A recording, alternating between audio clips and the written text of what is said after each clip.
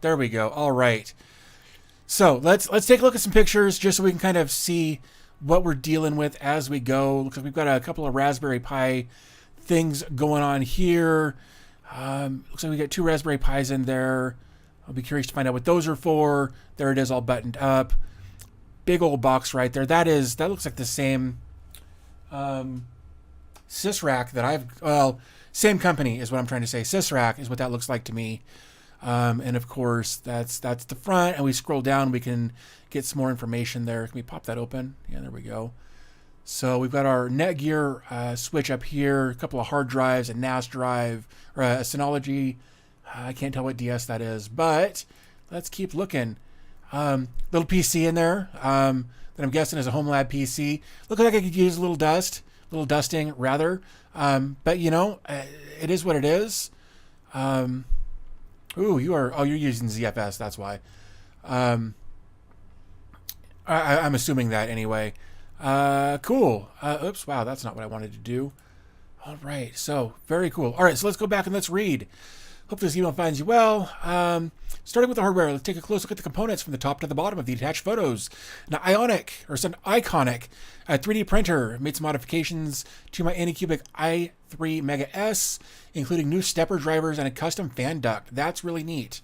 I want to do more 3D printing. I'm just not good at the design part, so I always feel like I'm cheating when I print somebody else's stuff.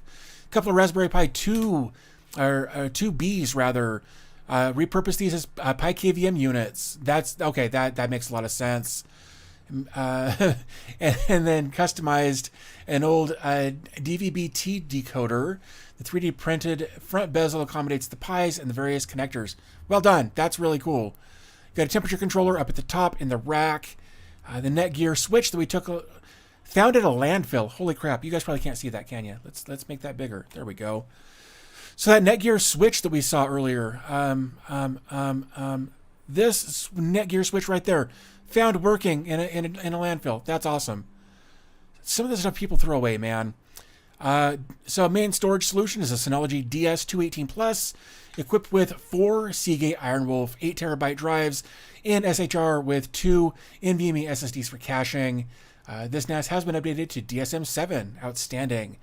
Main server is a Dell T130 with a Xeon E3 1220V6, 4 cores, 4 threads, 32 gigs of DDR4 ECC RAM, 2 1TB SSDs in RAID ZFS for the VMs, which I figured, and LXCs.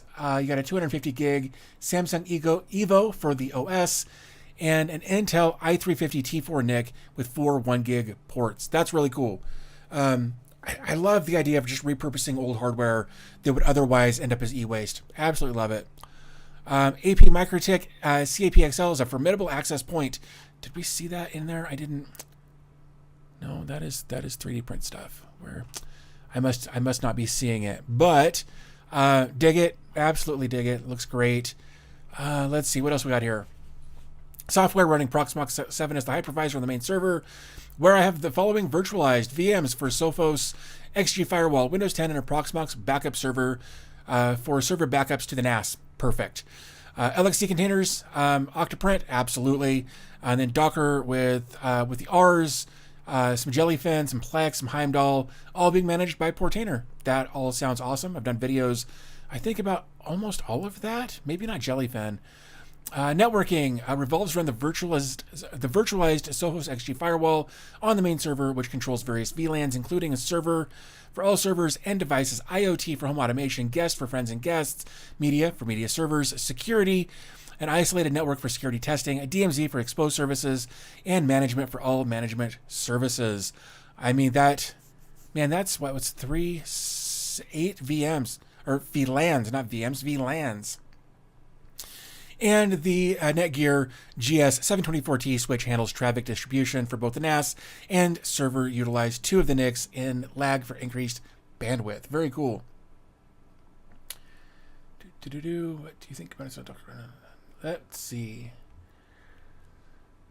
Oh, man. All right. I remotely access my lab. I rely on Tailscale and have OpenVPN set up on my firewall as a backup. Perfect.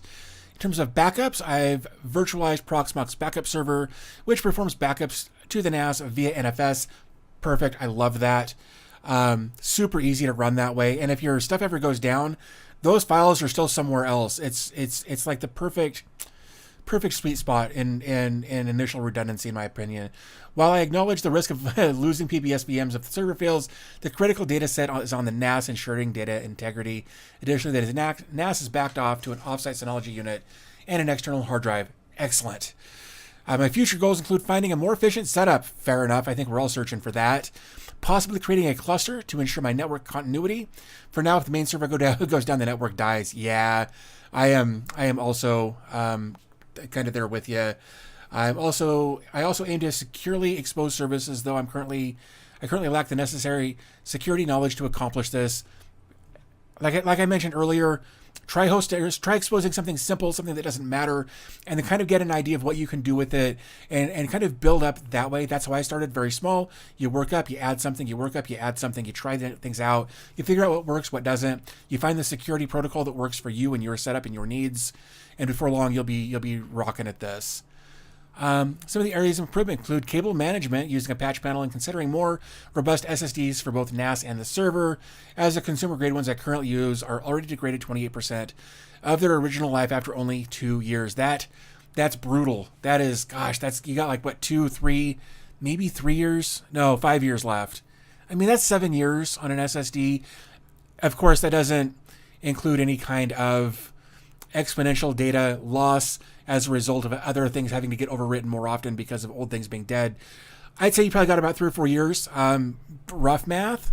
But yeah, definitely looking at some more enterprise level stuff would be probably very beneficial for your setup there. So let's go back. Now that we've read through all of this, let's take a look at what we've got here. So these are the PiKVMs. Those are on the Pi2Bs. So there it all is. I dig it. Yeah, I love the box, and then you've got your 3D printed thing here on the front. It looks great. There's the Anycubic 3D printer, your full server rack, and then all of the hardware we talked about. God, I love it. I love it's functional, and that's all that really matters, right? Is you're able to do the things you want to do. You've got a spot to learn new things. Love it. Well done.